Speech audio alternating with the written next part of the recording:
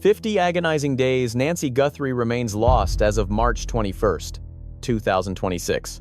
Suddenly, a massive breakthrough shatters our entire understanding.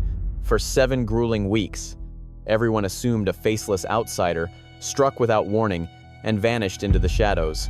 But what if that widespread assumption is completely incorrect? Suppose her abductor was never an outsider. Could the mastermind actually be a familiar face lingering nearby? Imagine a stalker monitoring her for weeks, utilizing a vacant property right down the street to orchestrate the ultimate abduction. Here is how the frantic search for a prominent missing woman transformed into a terrifying pursuit of a chameleon. The 84-year-old mother of famous television anchor Savannah Guthrie was taken.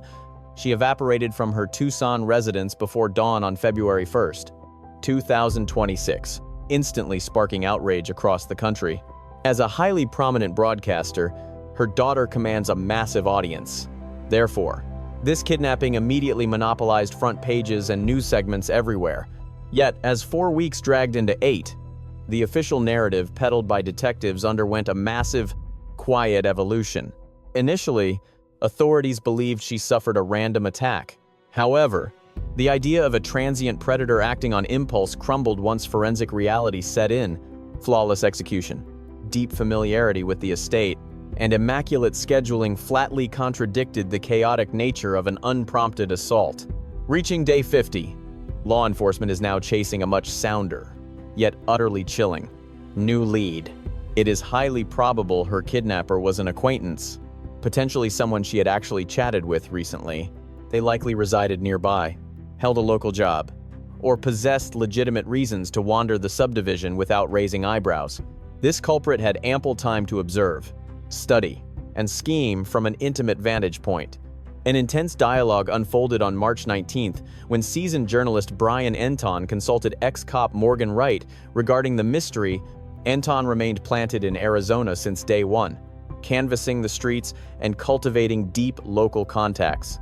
He absorbed an intuitive understanding of the crime scene that completely eclipses mere police press releases. From the very beginning, his instincts screamed that something was entirely off based on endless local conversations. Through confidential chats and pure instinct, a nagging suspicion took root in his mind almost immediately.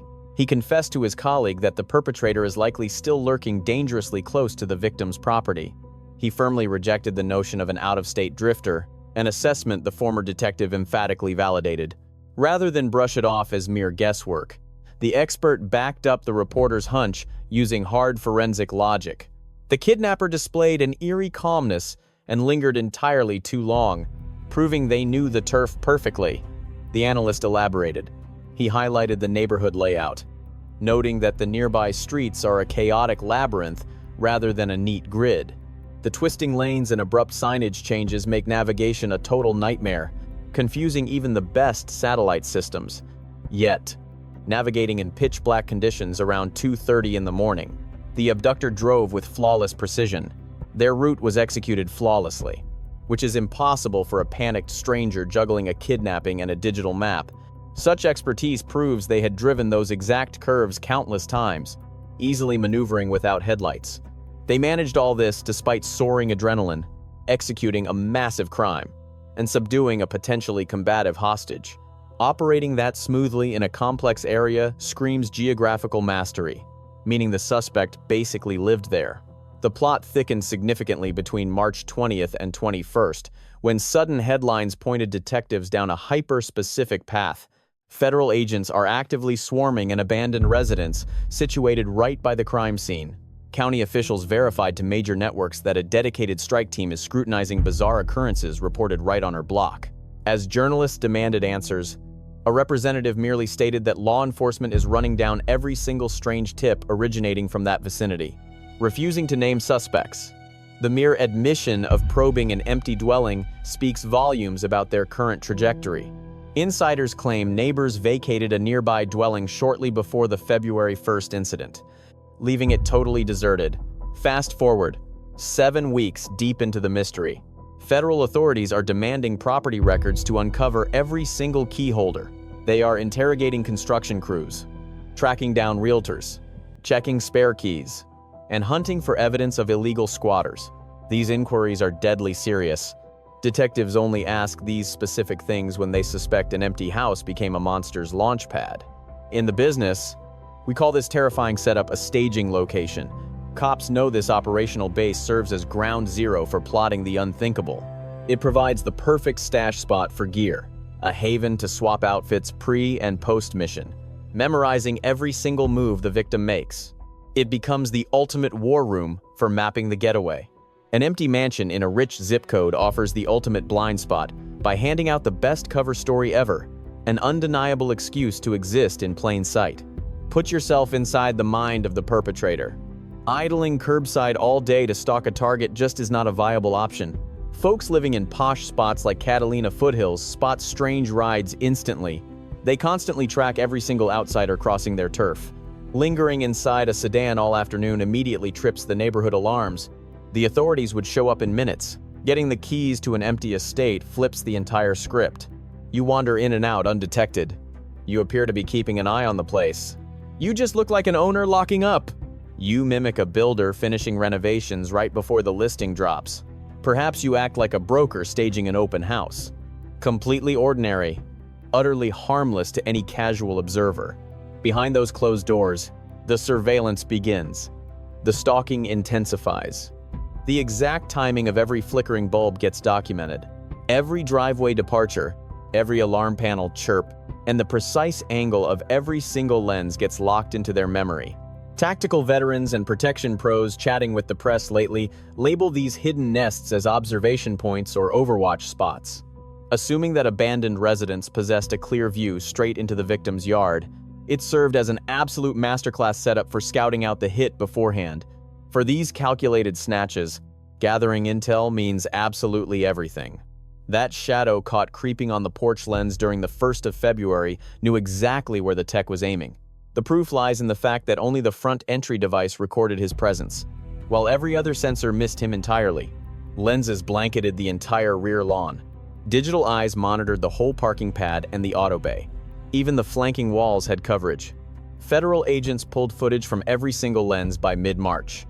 These files displayed relatives, yard crews, and cleaning guys. Just everyday routines looping for weeks on end.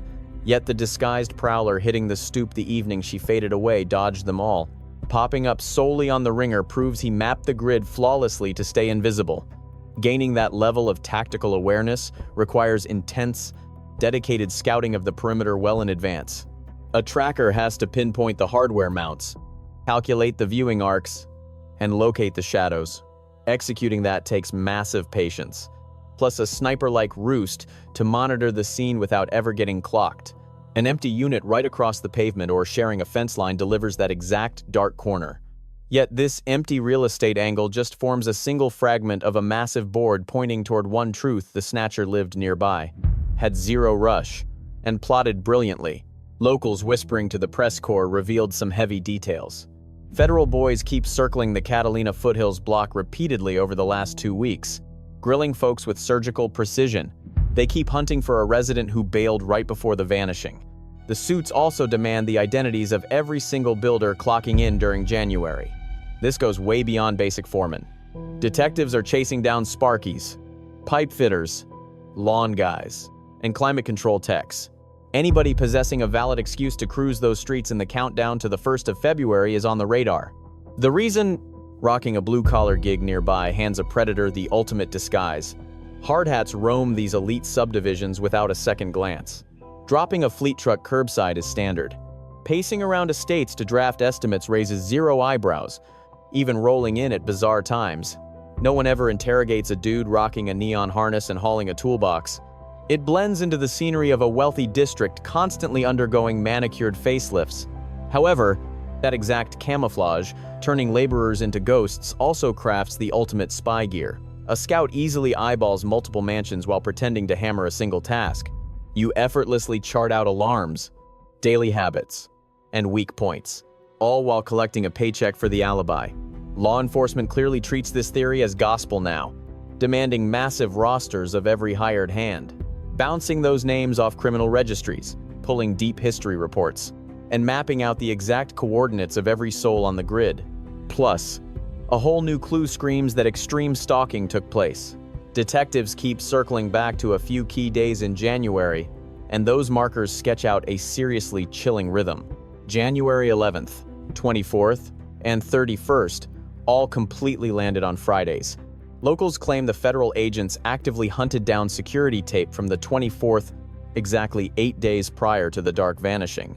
Mix that detail with their obsession over the 11th, hitting 20 days before the grab, and a terrifying timeline locks into place. A predator was likely stalking those exact streets week after week, memorizing every single habit and probing the neighborhood's defenses. They monitored the block's midnight rhythm with chilling precision. That is classic predatory stalking, since nobody pulls off a perfect crime on a blind whim. A calculated stalker runs countless dry runs. They map out daily habits. They note anomalies. When exactly do the porch lights go dark? How frequently do police cruisers roll by? Are locals out walking their pets late? What is the exact response time before residents spot a strange car lurking around?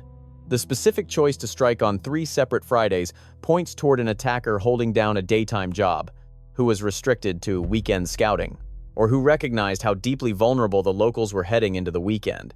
Another haunting detail proves the sheer magnitude of stalking involved here. The exact moment the kidnapper struck was flawlessly timed. Medical logs prove Nancy's heart device completed its final electronic backup at roughly 2:30 that morning. That happened on February 1st. Detectives released this trivia early on, and everyone initially dismissed it as boring digital noise. Consider the terrifying implication. Her abductor possessed intimate knowledge of her heart implant and its digital backup schedule. They accurately predicted that scheduled technological upload. The attacker grasped that intercepting her immediately afterward provided a blind spot, letting them transport her entirely off the digital grid. An ordinary passerby could never guess those details. A random drifter simply lacks that specific medical knowledge.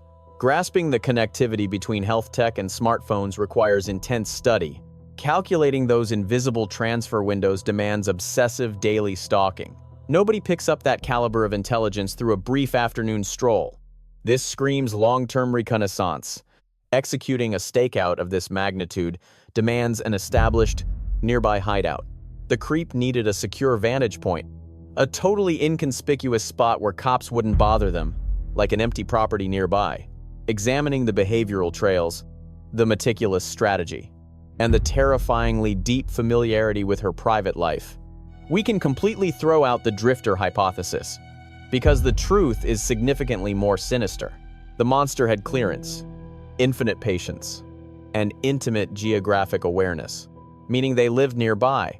What does proximity truly imply here? We must accurately interpret the exact language law enforcement chose to use. Identifying a proximate suspect absolutely does not auto-incriminate her immediate relatives or inner social circle. Detectives mean a neighborhood fixture, an individual wielding an invisible neighborhood pass, granting them predatory leverage unavailable to a tourist. Authorities definitively exonerated her relatives. Every single household member successfully cleared their lie detector exams. Top brass remains absolutely crystal clear here. The local sheriff emphatically declared her loved ones are purely innocent victims. Accusing her kin is factually incorrect and utterly heartless. Who actually fills the suspect profile? The proximity profile points towards several distinct local demographics. Past residents easily lead the pack, primarily because they previously inhabited those exact streets and mentally mapped out the entire suburban layout. They studied Nancy and her schedules. It was possibly an individual who relocated recently but retained neighborhood memories. That perfectly justifies the insider awareness while explaining why present homeowners never flagged a recognizable face.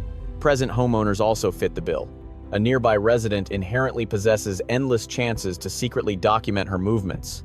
While that scenario feels highly improbable due to the suffocating police microscope currently scanning the community, detectives absolutely cannot discard the possibility. Elite predators famously camouflage themselves into mundane environments. Think about utility workers, gardeners, aquatic technicians, exterminators, or basically any blue-collar professional holding a perfectly valid excuse to roam the block continuously. These blue-collar faces quickly turn into ghosts. Simply because homeowners blindly expect them on the street, they seamlessly melt right into the suburban background. Property brokers hosting open houses, builders quoting local renovations, or municipal inspectors running routine home assessments. Anyone profiting from local property sales inherently possessed an unquestionable alibi and total freedom to roam the streets completely unchecked. Fired tradesmen also pose a massive threat. Perhaps a disgruntled ex-employee from a local plumbing outfit who recently quit. That bridges the gap between deep geographical awareness and a sudden absence that totally derails witness identification. Housing industry staff. This elevates the empty residence theory to critical status, because anybody holding those keys, either legally or via forced entry, possessed the absolute ultimate vantage point for spying. Suspects range from previous deed holders to random handymen hired to flip the place, real estate brokers, wielding master codes, or simply a ruthless squatter kicking in the back door. Picture a phantom stalking your own street, possessing the exact chilling neighborhood expertise Morgan Wright just warned us about. Imagine a ghost effortlessly drifting down pitch black, twisted roads, memorizing security camera, blind spots, and charting your family's daily movements while staying utterly invisible. By intensely swarming that deserted house and interrogating local builders, federal agents practically scream that they have cornered a specific suspect profile, yet authorities remain tight-lipped about releasing specific names or target groups. A completely normal strategy when handling such massive, active criminal probes. Here is the one absolute truth we know for sure. Clues consistently dismantle the idea of a random drifter snatching Nancy on a total whim. Consider the terrifying level of meticulous preparation and intimate familiarity with her property's layout, dodging lenses, mastering the schedule, and those chilling January staking sessions all point directly to a mastermind with endless time. Having that luxury of time absolutely demands local proximity, which brings us to the crucial, messy biological traces recovered from her yard. Law enforcement officials, specifically Sheriff Nanos, repeatedly confirmed that lab technicians are actively tearing apart the forensic materials. He characterized these critical findings as blended, indicating a messy cocktail of biological traces left behind by several distinct individuals. Untangling distinct biological signatures from such a convoluted, mashed-up specimen creates a massive headache for the forensic experts. Speaking to NBC News earlier in March, Nanos revealed that running certain genetic markers through federal systems yielded absolutely zero results. Coming up completely empty against known felons or existing records leaves us with a few distinct possibilities. Primarily that our suspect boasts a perfectly clean rap sheet. A guy who has miraculously dodged any major arrests would simply never have his biological footprint logged in those federal servers. Countless jurisdictions restrict swab collections solely to guilty felons, completely ignoring those with drop charges or minor petty offenses. Alternatively, those traces might originate from a totally innocent bystander who actually belonged on the premises at an earlier date. Should the insider hypothesis hold up, a nearby resident or hired handyman might have casually left biological markers behind during completely legal comments. Everyday visits. Figuring out which droplets tie directly to the kidnapping versus everyday background grime turns into a forensic nightmare. Then again, the mastermind behind this nightmare might just be missing from the digital registry right now. Forensic archives remain utterly useless if they lack the specific files you actually need to catch a break. Once detectives pinpoint a solid target using traditional police work, they can legally demand a fresh cheek swab to find a match. Lacking a prime target, those unknown genetic codes just languish inside the servers, hoping a future arrest triggers an alarm. Keeping the lab techs glued to these samples proves detectives heavily rely on this biological puzzle to crack the mystery wide open. However, microscopic clues mean absolutely nothing unless paired with solid street evidence. Since you desperately need a person of interest first, this glaring need for a specific name explains the intense federal spotlight on that empty house and those neighborhood contractors. Knocking on every single door becomes a massive priority, as those raw street-level threads could finally unmask our boogeyman. Pinning down a target allows authorities to snatch a swab, which finally makes the entire puzzle snap together flawlessly. Statements made by Sheriff Nanos halfway through March hit significantly harder given the local insider angle, especially his immediate response about the attacker striking twice. He agreed immediately, noting their strong theories about the attacker's motives and focused intentions, while admitting some critical uncertainty still remains. without 100% certainty. Telling the general public to just relax and abandon their fears would be utterly foolish. Assuming you are entirely out of danger just because the Guthrie household took the hit is a massive mistake, he warned. Urging everyone to stay incredibly sharp initially sounded like your standard police speech about community awareness. Securing your deadbolts is typical guidance following local bloodshed, though validating the neighbor hypothesis changes everything. Confirming the culprit lives nearby and utilized an empty neighboring house for staging makes those official police warnings infinitely more specific and deeply terrifying. That alert goes way beyond fearing a random drifter who merely passed through town once before vanishing completely. He strongly implies the monster might still be grabbing coffee nearby, fully understanding the local rhythms and navigating the backstreets effortlessly. We face an unknown ghost who pulled off an intricate abduction 50 days ago, potentially feeling arrogant enough to snatch another victim right now. This breeds an entirely unique brand of terror, completely separate from spontaneous street brawls or bad luck encounters.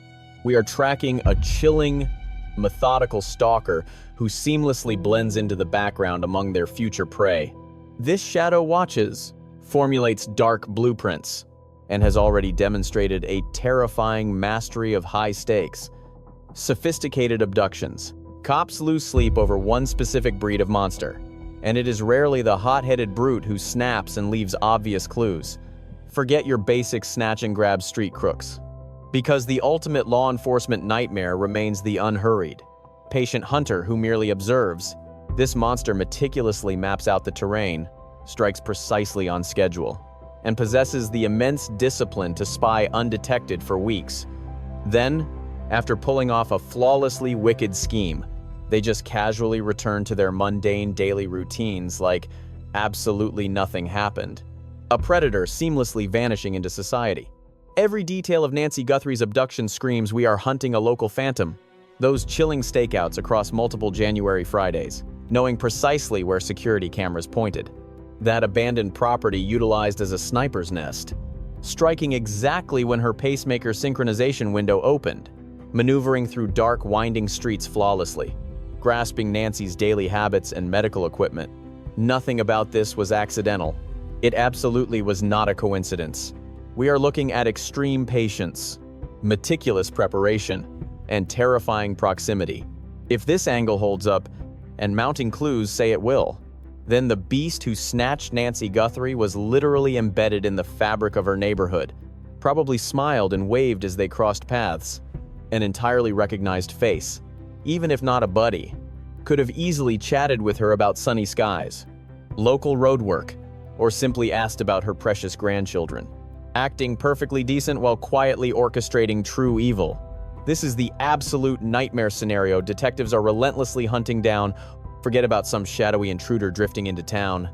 We are talking about the predator perfectly camouflaged, someone possessing total access, golden opportunity, and unlimited time, hitting day 50 of this massive manhunt. The investigative lens has aggressively shifted away from a broad list of random suspects. Now, they are entirely zeroed in on someone wielding intimate local awareness and deep access. The federal probe into that deserted house, deep interrogations targeting local building crews, drilling down on particular January timelines, plus Sheriff Nanos issuing stark warnings of active threats. Everything strictly limits the suspect pool to a heavily restricted geographic boundary. Whoever did this definitely calls the Tucson region home. Possessing intimate knowledge of the Catalina foothills, they undoubtedly possessed a legitimate excuse to roam those very streets during January 2026, and clearly secured a vantage point where they could stalk Nancy's residence completely undetected.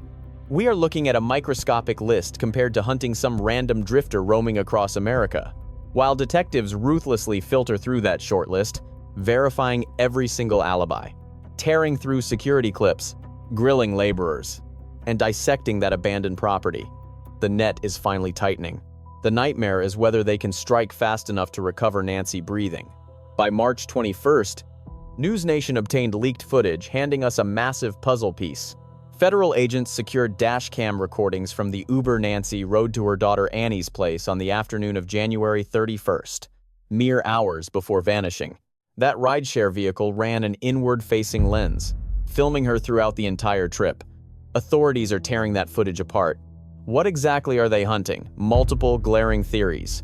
Was a mysterious tail car aggressively shadowing the driver? Did she casually drop a hint about a creeping stalker? Did her smartphone light up with crucial text messages or strange calls while in transit? Did she look entirely relaxed? Or was pure panic settling in?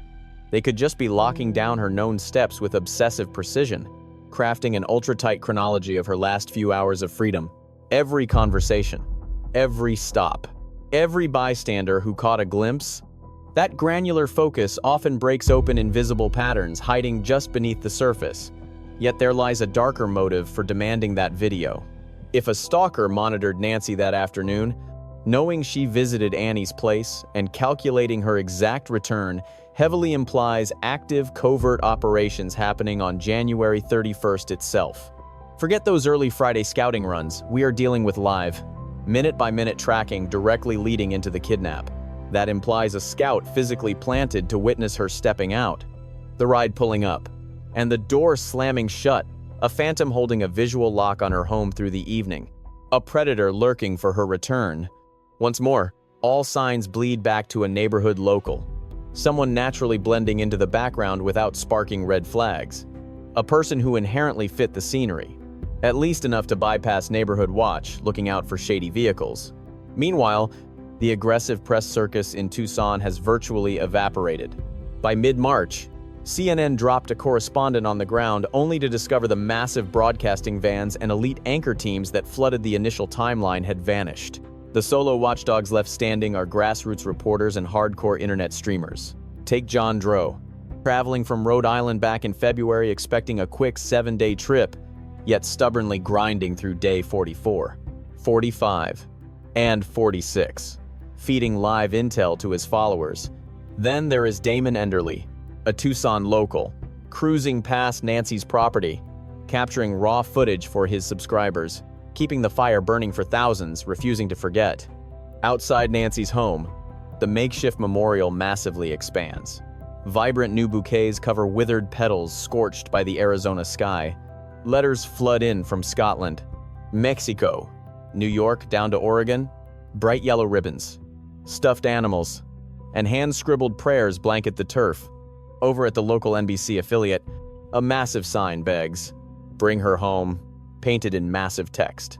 Fully covered in desperate signatures and supportive notes, Tucson refuses to forget this chilling mystery. While national news crews pack their bags and those daily police briefings finally fade away, while the swarms of police cars slowly vanish from that street, local neighbors hold on to the memory. Bouquets keep piling up alongside whispered prayers. Locals stay fiercely alert, terrified that the insider theory is actually dead on, meaning her ruthless kidnapper could still be lurking right next door, casually cruising past that makeshift shrine, staring at those blooming tributes while harboring the dark truth of her fate, leaving everyone else utterly desperate for a miracle. Such a heavy mental burden crushes this entire town. It goes way beyond an aging mother vanishing into thin air or a famous family suffering under the glaring spotlight. It stems from the chilling realization that her captor is likely hiding in plain sight. A familiar face nearby probably knows her exact location, silently watching those frantic rescue squads while hiding 6 secrets, going about their regular routine while an 84-year-old grandmother endures pure hell in captivity, assuming she even survived the ordeal. Reaching day 50 without a single shred of survival evidence, knowing her vital cardiac prescriptions ran dry weeks ago, and facing brutal odds regarding abduction survivors found after such extended periods. Professionals are completely changing their tune. They now whisper about murder investigations without a corpse. Legal minds weigh strategies for prosecuting without recovering any physical trace. They are finally admitting the dark reality everyone secretly dreaded from the start. Bringing her back alive seems increasingly impossible now. Even Savannah Guthrie hinted at this devastating truth during recent media appearances. Though fiercely clutching onto miracles and begging the public for clues, her tone betrays a heartbreaking acceptance that her mom might be gone forever. Their massive $1 million bounty now specifically focuses on locating remains instead of securing a safe homecoming. The dialogue completely changed. subtly shifting to confront the devastating odds that detectives are hunting for a corpse instead of a breathing hostage. Yet detectives fiercely chase down leads as though the clock is still ticking. It absolutely matters. Because even if she tragically perished, recovering her body and locking up her killer remains paramount. That closure means everything to her loved ones, this shattered town, and the legal system. Plus, a tiny sliver of hope persists, no matter how microscopic, that she continues breathing in some hidden location, kept around by her ruthless captor for some twisted, unknown motive, until death is proven. That miracle stays alive. This draws our focus right back to the empty estate, examining those building crews, those winter Fridays, and every single clue screaming that a local insider perfectly orchestrated this nightmare. Should detectives unmask this monster? Should they gather sufficient proof to secure a raid authorization? And finally pinpoint the exact dungeon where she was dragged away and trapped? Then Day 50 will transcend this endless living hell. It could become the massive breakthrough moment we desperately need. Federal agents are urging anyone wandering through the Catalina foothills between January 1st and February 1st, 2026, to thoroughly check their security cameras, scan for strange cars, particularly on Fridays. Keep an eye out for shady individuals who clearly didn't belong. Watch for weird movement near abandoned houses. Notice any strangers making highly suspicious inquiries about the locals. Authorities desperately need builders, property brokers, utility crews, or literally any person present during that first month to spill what they saw. Although an event appeared completely trivial back then, or you assume it holds absolutely zero value, the task force still insists on hearing your story. One totally useless fragment on its own could act as the master key to crack this entire mystery wide open. Cops are begging residents to dig deep into their memories. Did a family suddenly pack up before the month ended? Were there empty lots nearby? Notice any strange trucks creeping around? Did you spot odd repairmen acting suspiciously on the job? A local witness absolutely holds the golden ticket here. Perhaps they remained completely clueless about their vital knowledge. Maybe the clue felt entirely worthless. Or perhaps raw fear is forcing their silence. Yet, 50 days deep into this manhunt, while the grandmother remains vanished, and her devastated relatives fiercely beg for closure, with nervous locals constantly checking their rearview mirrors, terrified that the actual monster still lives right next door. Every single clue matters. Dial the federal hotline at 1-800-CALL-FBI. The direct digits are 1-800-225-5324. Digital leads work perfectly through tips.fbi.gov. Ring the local county sheriff using 520-351-4900. Informants are welcome to remain totally nameless. A massive $1.2 million awaits anyone providing intel that recovers her body or cuffs the suspect. Should you possess any tiny detail regarding an empty lot near her house, concerning sketchy movements during the first month, regarding an individual boasting clearance into that subdivision, or spotting a repairman throwing out totally creepy vibes, if you remember a single weird question being asked about Nancy or her loved ones, speak up immediately. Because the insider theory proves the truth is completely within our grasp. We aren't scanning the entire country for clues, nor is the solution buried in a faraway metropolis. Everything we need sits right here in the Catalina foothills of Tucson, trapped inside the files, memories, security tapes, and genetic markers detectives are currently tearing through. Day 50, 50 days since Nancy Guthrie vanished, bringing us 50 days of relentless probing, neighborhood sweeps, interrogations, and exhausting searches. 50 days of absolute torture for her relatives. 50 days where locals have realized this nightmare could strike absolutely anyone, proving that the sweet older ladies living down your own block are just as defenseless as Nancy Guthrie was. Yet it also represents 50 days of mounting clues, detectives chasing fresh leads, and the suspect list drastically shrinking, as the broad search narrowed from everywhere to a specific target, pointing straight at a knowledgeable local, implicating a figure who exploited an empty house, someone who actively lurked around the block observing and scheming, to somebody intimately close. Once detectives ultimately apprehend this individual and can conclusively explain who snatched Nancy Guthrie and her current location, these 50 days of agonizing suspense and pure terror will morph into an entirely new reality. Vindication, peace of mind, or at least undeniable facts. Meanwhile, the heartfelt tribute outside Nancy's house keeps expanding. Bright yellow bows keep blowing fiercely against the Arizona breeze. This entire town remains vigilant, actively watching and praying. Deep inside the collected clues, witness statements, security tapes, and genetic swabs, the ultimate truth is just waiting to be uncovered. A specific person holds the secret of Nancy Guthrie's fate and knows her current location. As detectives zero in on an insider, the net closes. The suspect pool is shrinking fast. The chronological trail of movements, access points, and perfect chances becomes crystal clear. Day 50. The harsh reality could be hovering much closer than anybody wants to admit. Should you possess clues regarding Nancy Guthrie vanishing, please contact federal agents immediately at 1-800-CALL-FBI. Somebody holds the exact puzzle piece needed to blow this mystery wide open. A bystander caught a glimpse. A neighbor knows. 50 days later, that secret keeper absolutely needs to step into the light. Bring Nancy back home? This story forces us to confront a deeply unsettling truth. Danger doesn't always come from the outside, it can live quietly among us. For weeks, people believed a stranger appeared out of nowhere. But the reality that slowly emerged was far more chilling. The person responsible may have been nearby all along watching, learning, blending in so perfectly that no one questioned their presence. The lesson here is not to live in fear, but to live with awareness. We often trust what feels familiar: our neighborhoods, the people we see every day, the routines we repeat without thinking. But familiarity can create blind spots. It can make us overlook subtle signs that something isn't right. This case also reminds us of the power of attention and community. A small detail, a strange behavior, a memory that once seemed unimportant. These can become the key to truth. Speaking up matters. Observing matters. Caring enough to act matters. Most importantly, it teaches us to value human life beyond headlines.